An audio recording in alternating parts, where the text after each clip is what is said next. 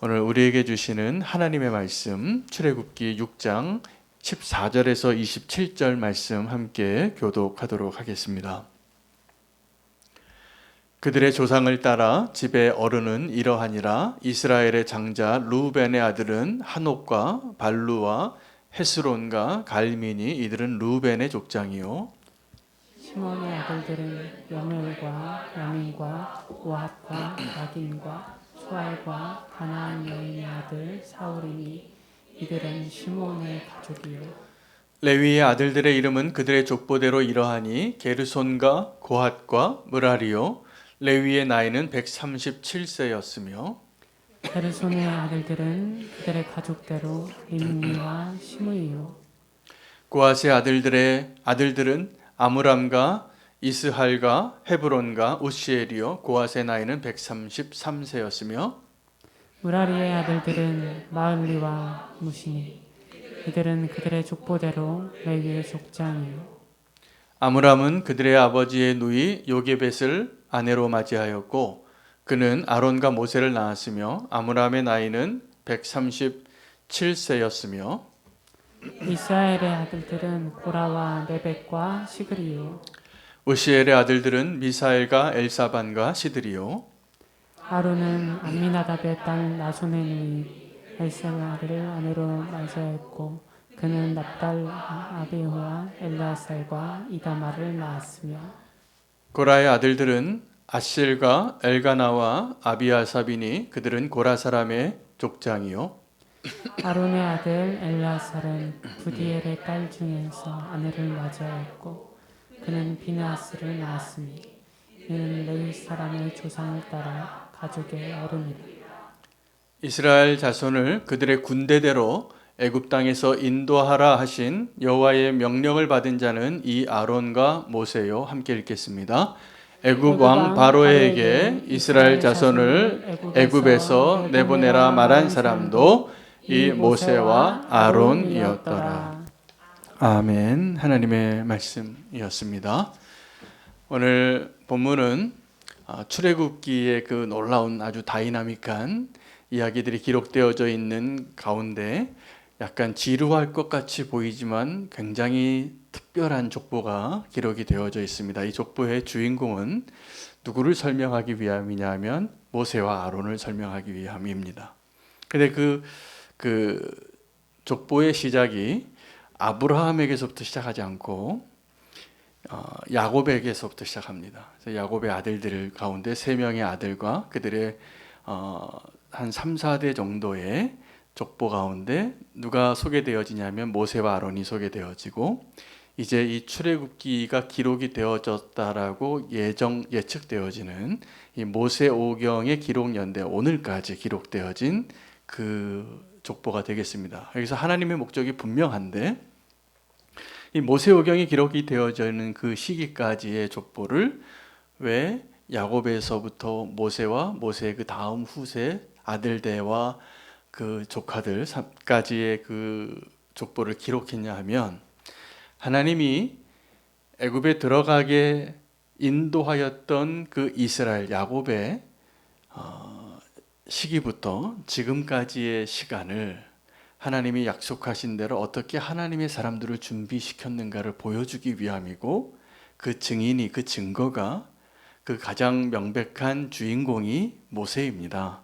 모세가 그냥 우연히 태어나서 갈대상자에 이렇게 떠내려가서 건져짐을 받은 그런 아들로 등장한 것이 아니라 하나님의 정확한 역사하심 가운데 하나님이 그 애굽에서 430년을 딱 지내게 하신 거지요. 그리고 그들을 약속대로 언약대로 건지시고 꺼내시고 자유케 하시기 위하여 내가 이런 역사를 썼고 그 족보의 그 의미는 하나님이 이 역사의 무대를 준비하시고 그 배역을 정하시고 주인공을 세우시고 그 역사를 써내려 가셨다는 것을 증명하기 위함입니다. 그래서 오늘 이 430년의 시간을 사실은 창세기의 마지막에서부터 이 출애굽기가 시작되어지는 요 시간을 굉장히 긴 시간이죠. 430년 정도 되는데 너무나 짧게 넘어갔거든요. 그리고 갑자기 모세가 태어난 거예요. 요셉이 죽고 창세기 끝이죠. 그래서 출애굽기의 시작은 모세가 태어나는 겁니다. 근데 그 사이에 그 족보에는 그 사이에 이런 사람들이 살아온 겁니다. 그래서 오늘 이 족보는 또 굉장히 중요한 의미가 있습니다. 오늘 그 족보에 사람들 이름이 나올 때 아마 이렇게 스쳐 지나가다 가끔씩 낯익은 이름이 나올 겁니다. 그 낯익은 이름 가운데 몇 명을 좀 소개하려고 합니다. 아므람과 요게벳이 누구냐 하면 모세의 부모님이에요. 모세의 부모님이 출애굽기 시작할 때는 그냥 한 레위 사람이 한 사람에게 장가들어 아들을 낳았다 이렇게 표현이 되어졌었는데 이 족보에는 그 사람의 이름이 정확하게 기록이 되어졌습니다. 그래서 모세의 부모님이 아므람과 요게벳이에요. 또 그 아론의 아들들 가운데 나답과 아비후가 나오고, 그리고 또 그 나답과 아비후는 하나님이 명령하지 않은 불을 올리다가 사실은 죽임을 당하거든요. 그래서 엘르아살과 이다말이 나오고, 그리고 고라의 자손이 소개되어지는데 고라의 자손은 모세의 건의에 도전했던, 그래서 땅이 삼켜서 심판받은 그 지옥에 곧장 떨어진 그 사람들이었는데, 그 사람들이 왜 그런 거역을 했냐 하면 아주 유력한 지파였습니다. 그들도 모세와 아론처럼 우리도 한몫하는 가문이다 이렇게 말할 수 있는 사람들이었기 때문에 아마도 그런 거역에 반역하는 자리에 서지 않았을까 우리는 예상할 수 있습니다. 또 누구 이름이 나오냐 하면 비느하스가 나옵니다. 그 비느하스가 그 아론의 아들 엘르아살의 아들로 소개되어지는데, 그 비느하스는 이 모세 오경 가운데 신명기에서 하나님의 분노로 바알부올에서 영적으로 간음한 이스라엘들을 향하여 하나님의 진노로 칼을 뽑고 그 간음하는 현장에 있었던 남녀를 한 창으로 죽였던 사람이죠. 하나님 그거 기뻐했습니다. 근데 저는 오늘 이 본문에서 이 모세오경이 다 읽혀지는 거예요. 이 짧은 족보에서 이런 일이 있었는데 이 사람들이 여기에서 다 하나님의 무대에서 이런 역할을 하고 살았구나. 여러분, 우리도 마찬가지입니다. 지금 우리가 살아가는 이 시대에 하나님이 만들어 놓고 펼쳐 놓으신 이 무대에서 우리는 어떤 역할이든지 우리의 역할을 하나는 하고 살 겁니다. 근데 오늘 이 족보에서 정말 소개되어지고 중요한 주인공이 누구냐 하면 모세예요. 근데 그 모세가 어떤 사람이냐 하면 하나님이 택하신 한 사람이에요. 그 모세가 이 족보의 주인공이죠. 마치 예수 그리스도가 주인공인 것처럼 오늘 이 출애굽기 6장에 나오는 이 짧은 족보의 주인공은 사실 모세예요. 모세와 아론이 같이 형제니까 나오지만 아론의 가문도 많이 설명이 되어지고 그의 가문에 속한 중요한 인물들도 많이 소개되어지지만 가장 중요한 인물을 우리는 알 수 있습니다. 이 출애굽기 정말 주인공이죠. 모세예요.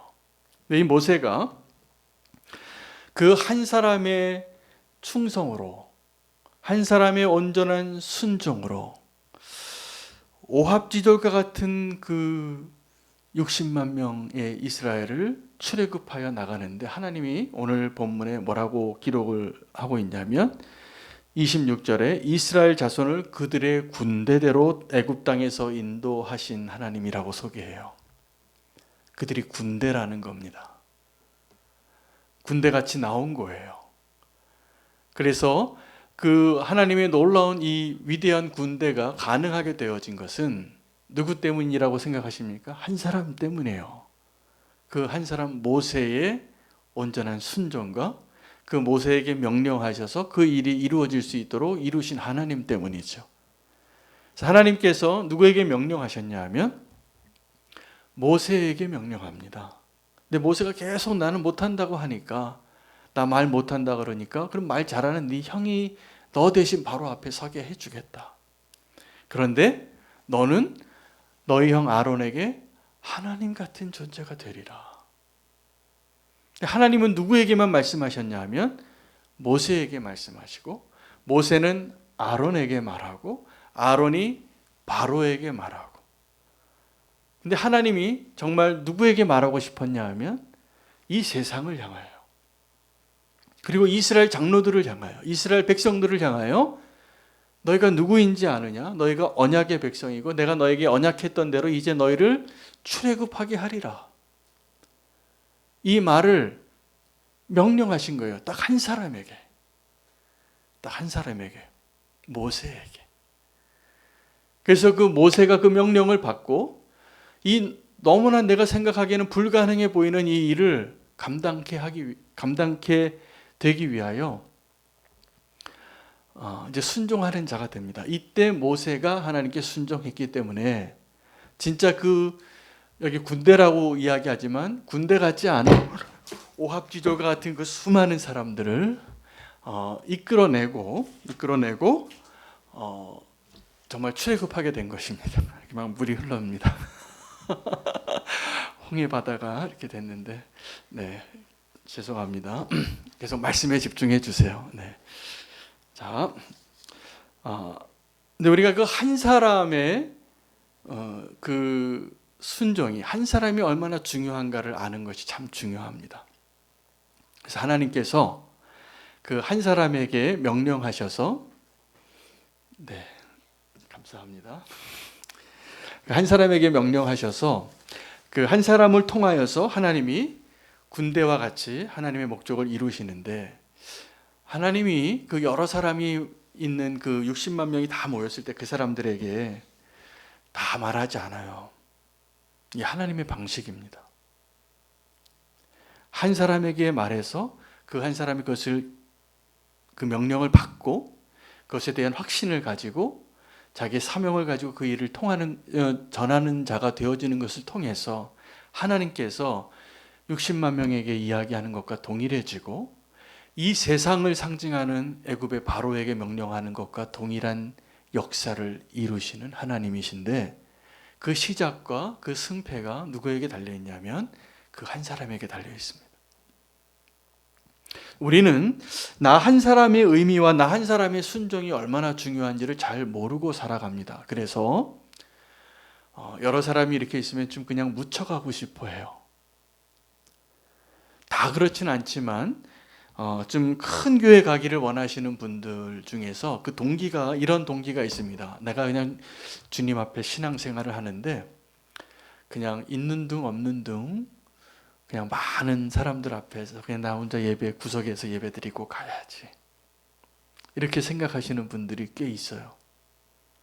그래서 나는 이 사람들과 교제하고 관계 맺고 이것도 너무 피곤하고, 목사님 전화가 오는 것도 좀 너무 피곤하고, 나는 하나님과 나만 좀 이렇게 좋은 관계를 맺고 기도하고 예배해야지, 이런 마음을 가지시는 분들이 계신데, 그분들에게 오늘 필요한 말씀입니다. 하나님은 그 한 사람이 말씀을 듣고 그 한 사람이 믿음으로 반응해서 그 한 사람이 모세와 같은 삶을 살기를 원하세요. 한 사람도 빠지지 않고. 제가 오늘 임사자 기도할 때 이 마음 때문에, 오늘 이 본문의 메시지 때문에 제가 부탁을 드렸어요. 우리가 예배할 때 임사자가 참 위험한 자리라고. 제일 위험한 사람 말씀 전하는 자입니다. 찬양하는 사람입니다. 대표로 기도하는 사람들입니다. 이 사람들이 하나님을 의식하는 것보다 사람을 의식하거나 자기 자아도취에 빠지면 그 예배 실패한 거예요. 근데 우리가 예배 드릴 때 의식해야 될 사람이 딱 한 분이시잖아요. 아멘이죠? 오직 한 분, 하나님만 의식하고 예배하는 게 성공된 예배죠. 근데 우리가 정말 성공한 예배를 위해서 정말 알아야 될 게, 하나님이 지금 나만 바라보고 계신다는 걸 알아야 돼. 예배 드릴 때 나는 좀 딴짓해도 되는 줄 알아요. 이거 지금 말씀을 전하고 있으니까 하나님 지금 오늘 말씀 전하는 목사님만 지금 바라볼 것 같으시죠? 천만의 말씀입니다. 지금 이 자리에 모퉁이에서 나 혼자 지금 난 딴 생각하고 싶은 그런 그 마음이 조금이라도 있는 분은 오늘 이 말씀 잘 들으셔야 돼요. 바로 그 한 사람을 보고 계시는 거예요. 그 한 사람이 온전히 지금 예배자로 서 있는가? 근데 여러분 또 질문이 있습니다. 그러면 이 모세같이 가장 중요한 VIP나 주인공 같은 역할을 하는 그 한 사람만 중요한가? 아닙니다. 이 공동체가 하나님 앞에 온전한 하나님의 공동체로 서기 위해서 아간의 죄를 범하는 그 한 사람 때문에 여리고에서는 승리했는데 아이성에서 패배하는 거예요. 그 한 사람 때문에. 그래서 사람들이 몰랐어요. 우리가 왜 도대체 여기서 졌는가? 우리가 도저히 싸워서 이길 수 없을 것 같은 여리고성에서는 우리가 분명히 하나님의 능력으로 그냥 여리고성을 7바퀴 돌아서 무너뜨렸는데, 이 아이성 보니까 별거 아닌 것 같아서 우리 조금만 한 소대만 보내도 되겠다고 생각했던 그 성에서 왜 우리는 패했을까? 한 사람의 죄 때문에. 그러니까 우리가 하나님이 원하시는 온전한 믿음의 공동체를 세울 때 이 착각을 하면 안 됩니다. 나 하나쯤 대충 믿어도 되지. 나 하나쯤 지금 하나님이 원하지 않는 모습으로 딴짓해도 되지 라고 생각할 때 그 한 사람 때문에 이 공동체가 다 패배할 수 있다는 거예요. 이 싸움에서. 그것이 아이성의 전투의 교훈이에요. 아간이라는 한 사람이 다 부인하니까 제비 뽑아서 나와요. 무슨 말입니까? 하나님이 그 한 사람을 끝까지 추적하시는 거예요. 그 한 사람을 찾는 거예요. 어떤 사람이요? 지금 다 성별된 하나님의 군대인데 한 사람이 딴짓을 한 거예요. 도둑질을 했어요. 그 한 사람 때문에 너희가 지금 하나님의 싸움을 싸울 수 없다라는 것을 하나님이 드러내고 싶으신 거죠. 여러분, 그래서 한 사람이 중요합니다. 그 한 사람이 이 온 천하보다 귀한 거예요. 이 마음이 없이는 우리가 하나님의 복음을 절대로 이해하지 못합니다. 하나님에게는 그 한 사람의 영혼을 구원하는 것이 온 천하를 구원하는 것과 똑같아요. 근데 우리는 어떻습니까? 그렇지 않잖아요. 그냥 한 사람 좀 무시해도 되고 내가 무시해도 되는 한 사람 다수결에 의해서 결정하고, 우리는 요즘 이 소수의 목소리에 대해서 존중해야 된다는 목소리가 커지는 시대에 사는데 사실은 그 소수의 의견을 존중하는 분은 하나님이세요.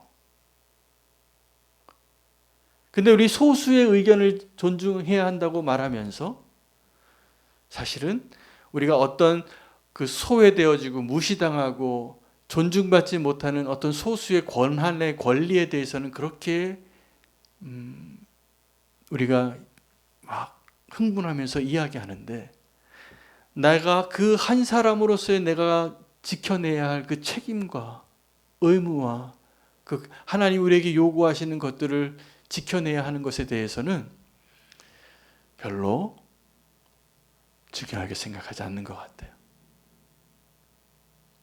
여러분, 오늘도 이 예배에 나 하나의 온전한 예배에 합당한 자로 서는 그 모습이 오늘 이 예배를 결정하는 겁니다.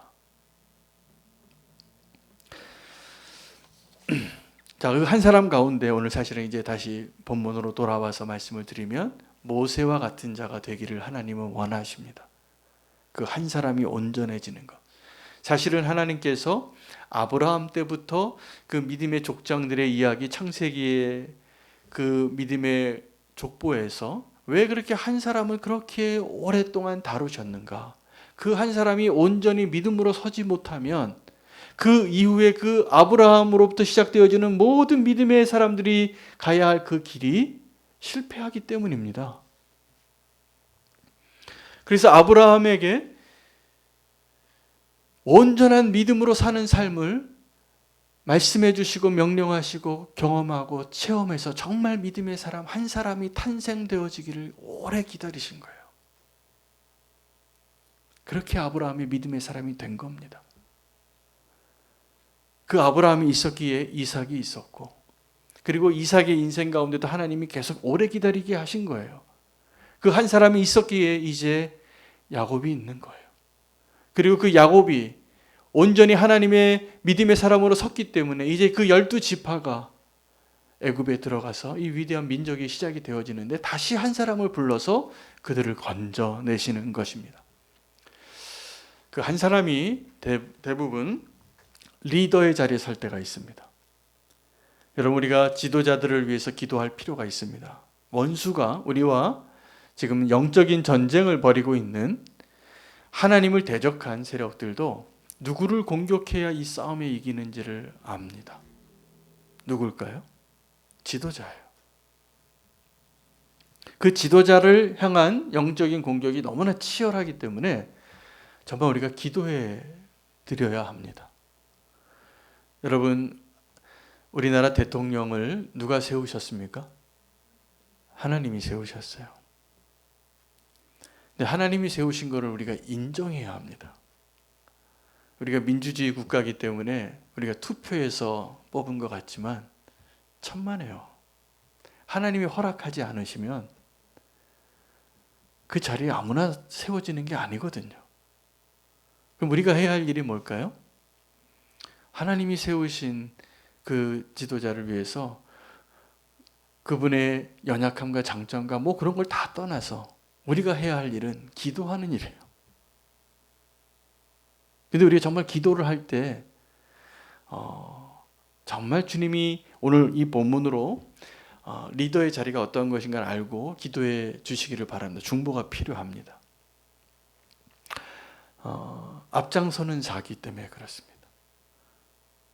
어떤 돌파가 일어날 때 앞장서는 사람이 있습니다. 여러분, 철새가 이렇게 항해를 할 때 이렇게 V자로 항해를 하는데 꽤 먼 거리를 날아가거든요. 그들의 체력으로 도저히 감당할 수 없는 거리를 갑니다. 그런데 제일 힘든 자리가 어떤 자리냐 하면 제일 앞에서 그 바람을 가르고 앞장서서 부딪히고 나아가는 새예요. 근데 그 새의 그 자리를 이 철새들이 로테이션을 합니다.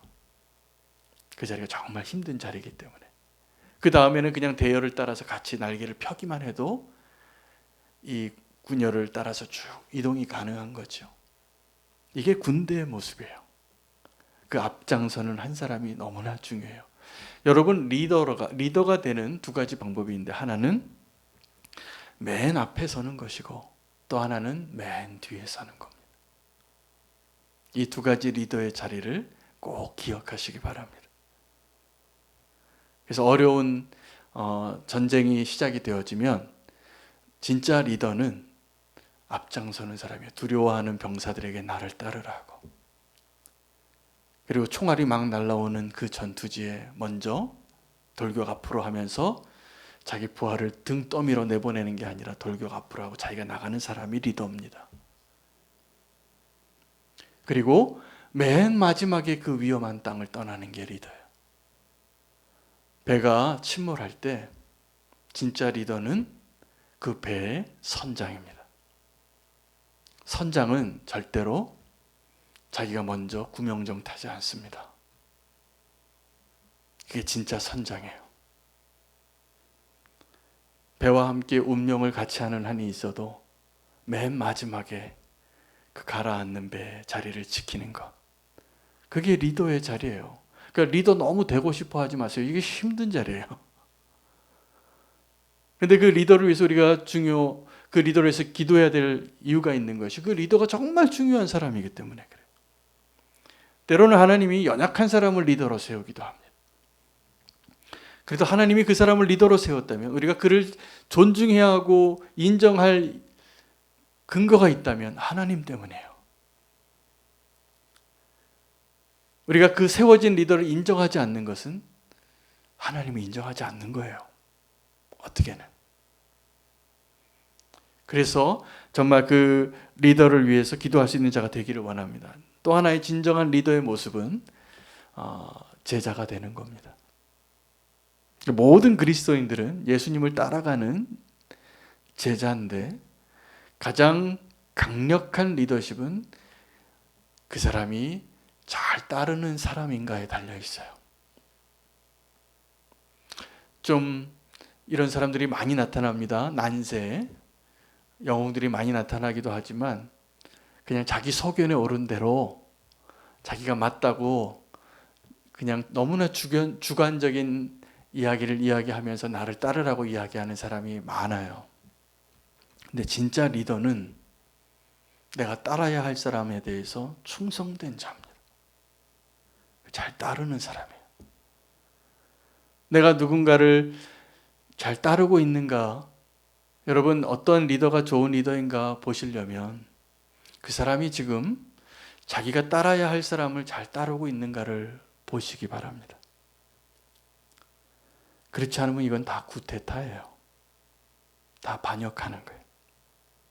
그 사람은 리더의 자리에 앉아도 그 리더십을 발휘할 능력이 사실은 없습니다.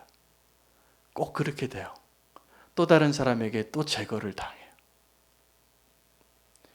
역사의 그냥 보편적인 길이에요. 사람이 어떻게 그 왕의 자리에 서든 통치자의 자리에 서든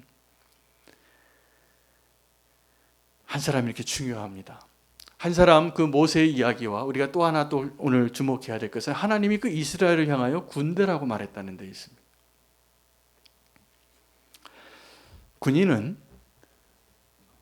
명령한 대로 행동하는 사람을 의미합니다. 근데 이 이스라엘은 지금 그런 사람들이 아니지만 이 모세를 통하여 군대가 되는 거예요. 그것이 가능한 이유는 모세가 하나님의 명령에 순종하는 첫 번째 사람이 됐기 때문입니다. 그래서 하나님은 누구에게만 얘기하면 되냐 하면 모세에게 얘기하면 되는 거예요. 그럼 모세가 그 하나님의 명령을 받은 자로서의 그 사명을 다 감당함으로 인하여 자기는 능력이 없고 두렵고 자신이 없지만 아론에게 얘기하고 그 아론이 바로에게 얘기하고 그리고 바로가 마음이 강팍해서 하나님의 명령을 계속 인정하지 않고 더 하나님을 대적하게 될 때 결국 그 결론을 누가 지으십니까? 하나님이십니다. 하나님이 그 강한 손을 드러내실 것을 다 역사의 대본을 써놓으신 거예요. 역사의 대본을 다 써놓고 이 말에 불가능해 보이고 내가 할 수 없을 것 같고 이것은 되지 않을 것 같이 생각되어지는 그 상황에도 그 말에 순종해서 할 수 있는 그 한 사람이 있으면 그 사람이 필요한 거예요. 근데 우리는 어떤 생각을 하냐면 내가 말해서 이 바로를 어떻게 설득해서 이 세상을 내가 어떻게 변화시켜야 될지를 다 생각하니까 난 못하겠다고 생각하는 거죠. 근데 진짜 군인으로 살면 그렇게 안 해도 됩니다. 내게 명령한 것을 그냥 순종하면 돼요. 그리고 책임은 내게 명령한 그 명령권자가 하는 거예요. 이게 군인이에요. 하나님이 우리를 성도로 부르셨고 또 그 소중한 한 사람으로 부르셔서 제자로 부르신 것과 함께 오늘 우리를 군인으로 부르셨다는 것을 아셔야 됩니다. 여러분 그러면 이제 군인과 군인이 아닌 사람들, 그냥 시빌리언, 그 시민과의 차이가 뭘까요? 사는 목적이 다릅니다. 군인은 자기를 위해서 사는 자가 아니에요. 이게 예수님께서 또 이 바울이 디모데에게 이야기하신, 전해준 우리가 어떻게 이 하나님의 일꾼으로서 살아야 하는가. 추수하는 농부와 같이, 달리기 하는 경주하는 경주자와 같이, 또 싸움을 싸우는 군인과 같이 살라고. 시민은 그냥 내가 행복을 누리고 자녀를 키우고 직장을 다니고 내 일상을 살기 위해서 살지만 군인은 그 사람들을 위해서 사는 겁니다. 여러분 지금도 우리가 이렇게 편안하게 발 뻗고 자고 북한이 핵무기를 터뜨릴지 안 할지 이렇게 두려운 밤을 지내지 않고 우리가 오늘 편안하게 TV를 보고 예배를 드리고 친구를 만나고 편안하게 잠들 수 있는 것은 우리를 지켜주는 군인이 있기 때문이죠. 우리 안보의 그런 자리에서 그 군인은 오늘 이제 군대라고 하셨기 때문에 그 명령을 받은 자는 그대로 순종하는 자로 살아내는 것, 이게 군인의 모습입니다. 하나님은 우리를 군대로 부르셨습니다. 그 마치 이스라엘 백성이 지금 애굽에서 노예로 있지만 하나님 군대라고 불러주신 것처럼. 그렇다면 군인은 무엇을 해야 하냐면 두 가지를 알아야 되는데, 하나는 싸우는 법을 알아야 됩니다. 그리고 또 하나는 이기는 법을 알아야 됩니다. 여러분, 우리가 군인이라면 이 두 가지에 준비가 되어져 있어야 됩니다. 다윗이 원래 목동이었는데 그는 악기 연주도 잘했기 때문에 노래도 잘하고 사울의 심령을 위로하는 음악 치료사로도 있었지만, 시편에 보면 그 다윗이 하나님께서 나로 하여금 내 손을 가르쳐 싸우는 것을 가르쳐 주셨더라고 이렇게 이야기합니다. 그는 실제로 돌멩이를 던지면 골리앗의 이마에 명중시킬 수 있는 싸움의 기술을 하나는 가지고 있었던 것이죠. 그리고 실제로 다윗은 수많은 싸움을 싸워서 하나님의 성전을 건축하고 싶었지만 그는 전사였어요. 압살롬이 반역했을 때도 그 다윗이 아주 백전노장의 그 승전한 싸움의 명수였기 때문에 그를 두려워했습니다. 그래서 금방 쫓아가는 것을 따라가는 것이 두려웠던 것이기도 합니다. 여러분, 하나님께서 우리로 싸우는 것을 준비시켜 주실 것인데 우리는 정말 그 싸움을 싸울 수 있는 준비가 돼 있을까요? 여러분, 지금 싸우기를 원하십니까? 지금 현재 전쟁이 지금 진행 중인 나라가 있습니다. 우크라이나를 위해서 우리가 기도하고 평화를 달라고 기도했는데, 우크라이나 러시아가 침공해서 전쟁이 일어났을 때 저는 한 가지 이유를 통해서 이 싸움을 누가 이길지를 예상했습니다. 전력상으로 봤을 때는 우크라이나가 훨씬 열세였어요.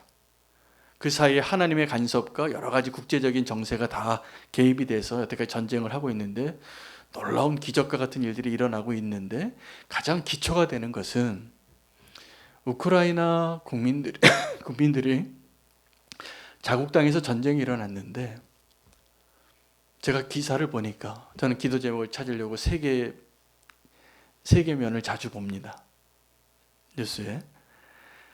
근데 보니까 전쟁이 났는데 러시아 국민들은 징집을 당할까 봐 나라를 떠나고 있고,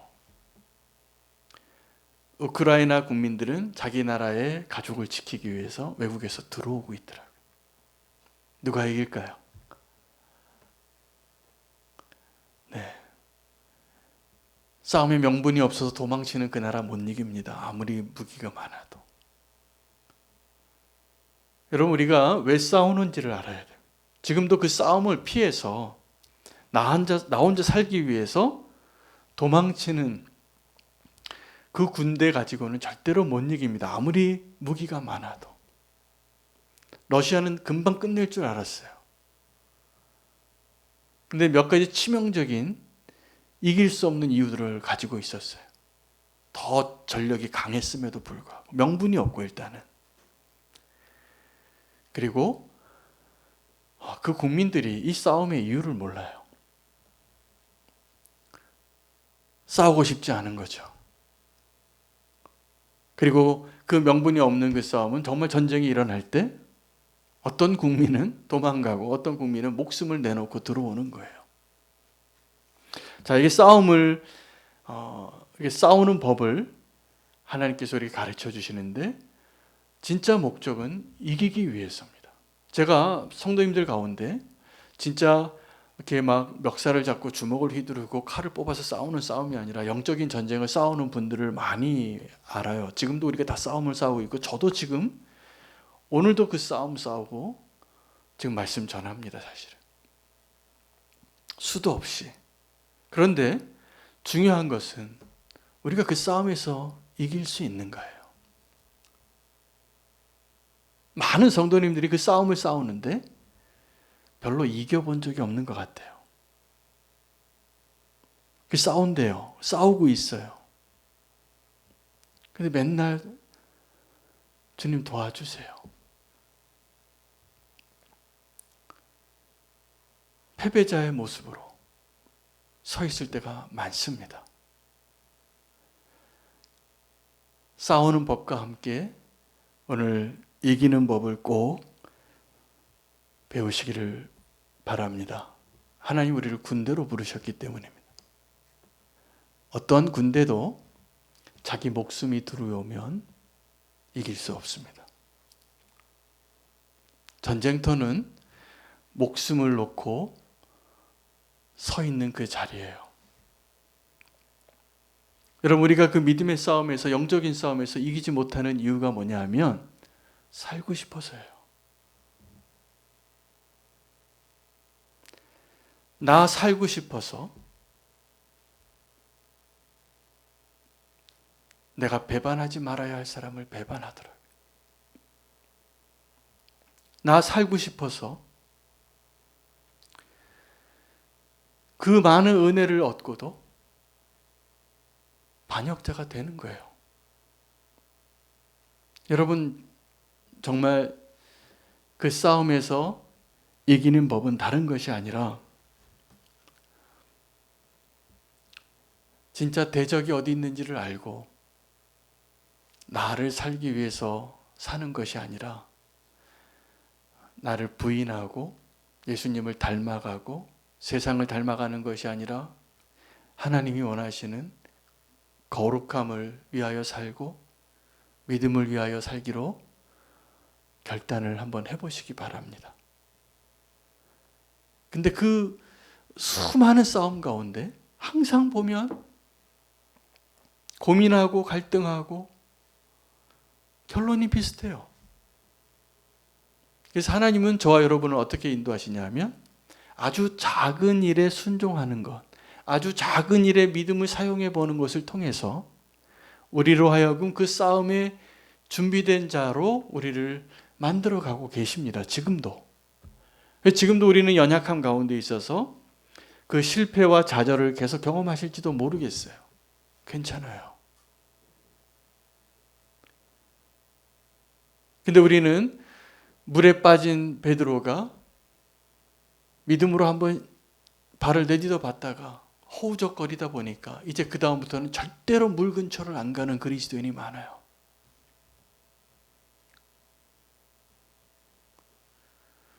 그런데 우리는 그 물 앞에 가로막힌 그 길을 주님과 함께 주님이 물길을 걸어오신 것처럼 믿음으로 그 믿음을 사용해서 그 싸움에서 하나님이 이기게 하실 것에 대한 믿음이 있는가에 달려 있는 것이죠. 여러분, 그 믿음이 있으십니까? 자신이 없으시면 갑자기 오늘 당장 저기 홍해 앞에 나가서 지팡이를 들고 홍해가 갈라지기를 위대한 역사를 구하는 그 일은 사실은 이 출애굽기의 마지막 클라이막스예요.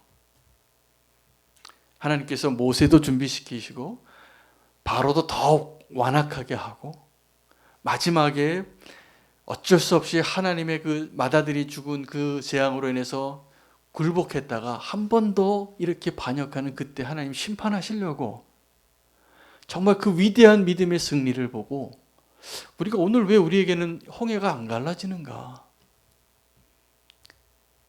이렇게 생각하실지 모르겠는데 홍해는 하나님이 가르시는 거니까 지금 오늘 나에게 명령하신 하나님 앞에 작은 일 하나를 순종하시는 그 믿음으로 다시 시작하시기를 축복합니다. 그 한 사람으로부터 시작하신 그 하나님의 놀라운 역사가 60만 명을 다 건져내는 그 위대한 일들을 이루시는데 그 일이 가능하게 되려면 그 한 사람의 순종이 필요했어요. 그 한 사람이 다른 사람이 아닙니다.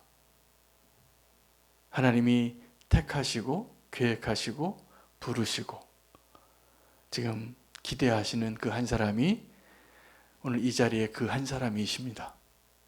아멘. 오늘 하나님께서 우리에게 명령하신 것, 작은 것이라도 그러니까 아주 작은 것이 어떤 거냐면요 하나님이 저와 여러분에게 정말 하나님이 기뻐하시는 것, 작은 것, 내가 하기 싫지만, 순종하기 어렵지만, 불가능하게 생각되어지지만 그렇게 여기는 영역이 있는 것들을 믿음으로 한번 해보시기 바랍니다. 내가 지금 계산해지기에, 생각하기에 이거는 내가 믿음이 없어도 저절로 될 것 같은 일들이 많아요. 이게 아니라 이거는 하나님이 아니면 안 될 일이라 여겨지는 그 작은 일을 위해서, 그 작은 영역 어떠한 것이든지 믿음을 한번 써보시기 바랍니다. 우리가 하나님을 인정하게 될 때 그 싸움에서 이기게 될 것입니다. 그 믿음은 우리의 삶 가운데 뭐 위대한 그런 역사를, 오병이어의 기적이 일어나는 그런 것이 아니라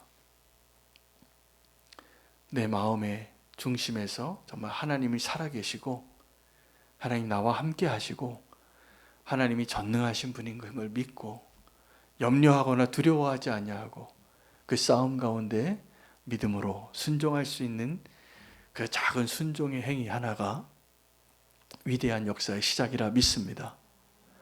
저는 우리는 교회도 지금 하나님께서 교회 차원에서 그 일들을 이루고 계시고 저와 여러분을 그 믿음의 사람으로 한 걸음씩 인도하고 계신다는 것을 느낄 때가 너무 많아요. 지금 우리의 모습은 참 연약하죠. 여전히 실패하고 부족하고. 그러나 그렇지 않습니다. 하나님께서 우리의 믿음을 키우고 계세요. 기다려주고 계시고. 정말 믿음의 사람이 될 때, 우리에게 명령한 것에 기쁨으로 순종하게 될 때 하나님의 놀라운 역사가 이루어질 것을 꼭 믿으시기를 축복합니다. 그것이 모세의 삶이었습니다. 오늘 우리가 내 자신이 하나님이 택하신 그 한 사람 모세인 것이라 믿고 함께 믿음으로 기도하겠습니다. 하나님, 나에게 싸우는 법을 가르쳐 주시고 이기는 법을 가르쳐 주시옵소서. 나 한 사람쯤이야 생각하지 않고 나 한 사람이 변해야 나라가 변하고 교회가 변하고 이 세상이 변할 것을 믿습니다. 함께 내 자신을 주님 앞에 올려드리며 죄 이름